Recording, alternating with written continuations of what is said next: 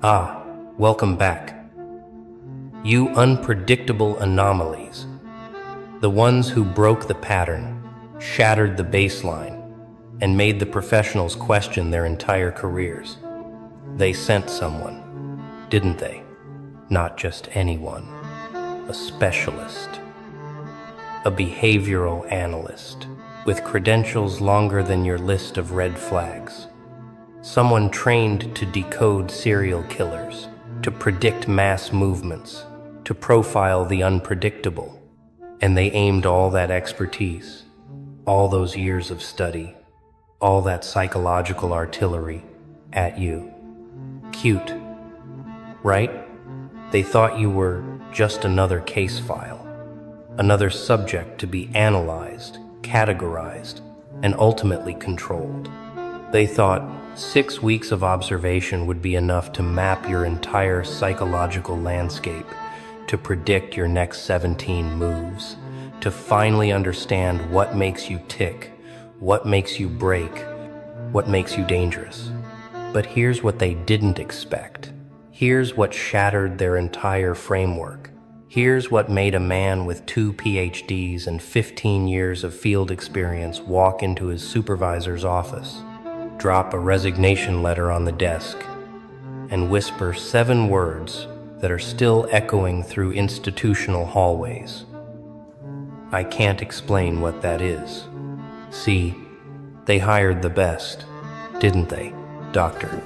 Whoever, with his published papers and his TED Talks and his consulting work with 3-letter agencies, someone who'd spent his entire professional life building prediction models for human behavior. He'd cracked drug cartels. He'd profiled corporate psychopaths. He'd analyzed cult leaders and political manipulators and everything in between.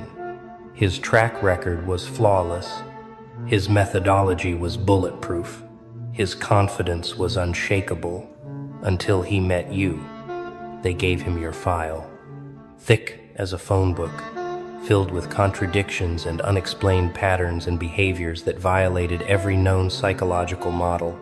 They said, "Figure this one out. We need to know what we're dealing with. We need to know how to contain this." And he accepted because he'd never met a mind he couldn't map, never encountered a personality he couldn't profile, never faced a puzzle he couldn't solve. Poor bastard. He had no idea he was about to study the thing that would end his career and birth his magnum opus. The first week was standard protocol, wasn't it? Observation from a distance, pattern recognition, behavioral baseline establishment. All the textbook moves. He watched you move through your daily life, cataloging your routines, noting your social interactions, measuring your responses to various stimuli, building what he thought would be a comprehensive psychological profile. But something was off from day one. Something he couldn't quite articulate. Something that made his notes read less like clinical observations and more like existential questions. Subject maintains eye contact 3 seconds longer than statistically comfortable, but shows no signs of dominance display or social anxiety. Subject's laughter contains genuine amusement, yet seems performed simultaneously, as if aware of being observed while remaining authentically engaged. Subject exhibits characteristics of multiple personality frameworks while fitting none of them completely. His confidence started cracking on day 4 when he realized you weren't following any known behavioral pattern.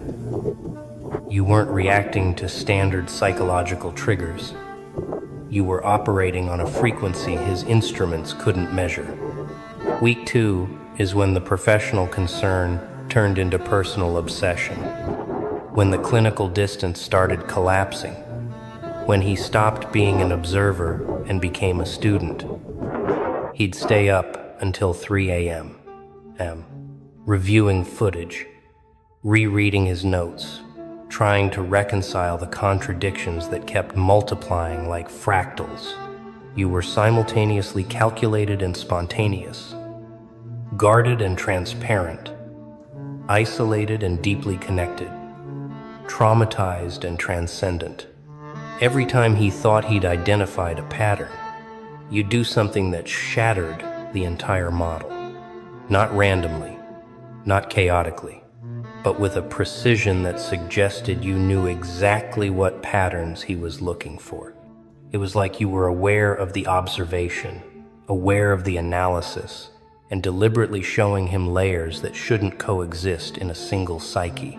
He started questioning his own methodology, his own training, his own understanding of human psychology. Colleagues noticed the change, the dark circles under his eyes, the obsessive quality in his voice when he talked about the subject, the way he'd go quiet in meetings, staring at nothing, processing something he couldn't verbalize.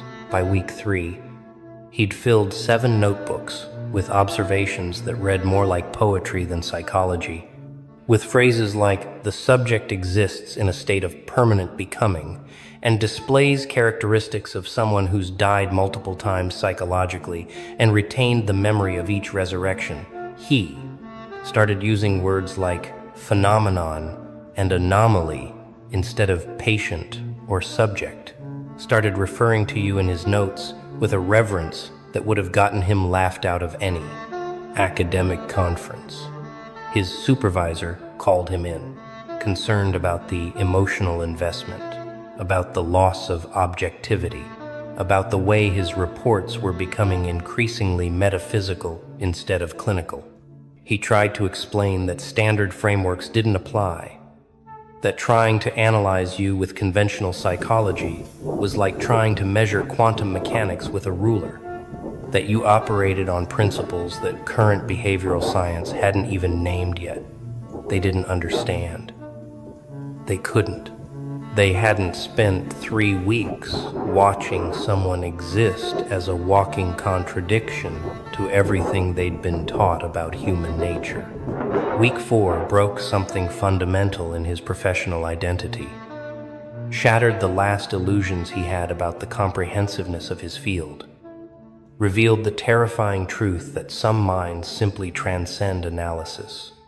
He'd started documenting not just what you did, but what happened to people around you. The ripple effects of your presence, the way you altered the behavior of everyone in your proximity without seeming to try. People became more honest around you, more confrontational, more real, as if your existence granted them permission to drop their masks. He watched you walk into rooms and change the atmospheric pressure, watched conversations shift tone when you spoke, watched strangers confess things they'd never told anyone, and you just listened with those eyes that seemed to see through time itself. He wrote in his notes, "The subject doesn't manipulate or control, but rather creates space for truth, as if their presence dissolves the social contracts that govern normal interaction. People don't fear judgment from them. They fear being truly seen," which suggests the subject operates from a level of authenticity that is simultaneously magnetic and terrifying to those still performing their identities. The breaking point came on day 27 when he realized he wasn't studying you anymore. He was learning from you, and that learning was destroying the person he'd built his entire identity around. He'd spent 15 years becoming an expert, publishing papers, building a reputation as someone who could decode any mind, reduce any personality to understandable components, predict any behavior with statistical accuracy. And then you walked into his professional life and revealed that everything he knew was just surface-level pattern recognition, that true human complexity was so far beyond his models, it made his expertise look like kindergarten psychology. The night he decided to quit, he sat in his office, surrounded by those 7 notebooks, by weeks of footage, by hundreds of pages of analysis that all pointed to the same impossible conclusion. You weren't a case to be solved. You are proof that some souls evolve beyond the frameworks designed to contain them. He wrote his resignation letter by hand, 3 sentences long. I can no longer in good conscience claim expertise in a field that cannot account for what I've witnessed. My models are inadequate. My understanding is incomplete. I resign. Then he went home and started writing the book that would make him famous for different reasons. Chapters 4 through 7 are the ones people quote most. The sections where he stops trying to analyze and starts simply witnessing, describing what he saw without attempting to reduce it to theories or frameworks. The subject moves through the world like someone who's already died and chosen to return, not out of obligation or unfinished business, but out of curiosity about what existence feels like when you're no longer afraid of it ending.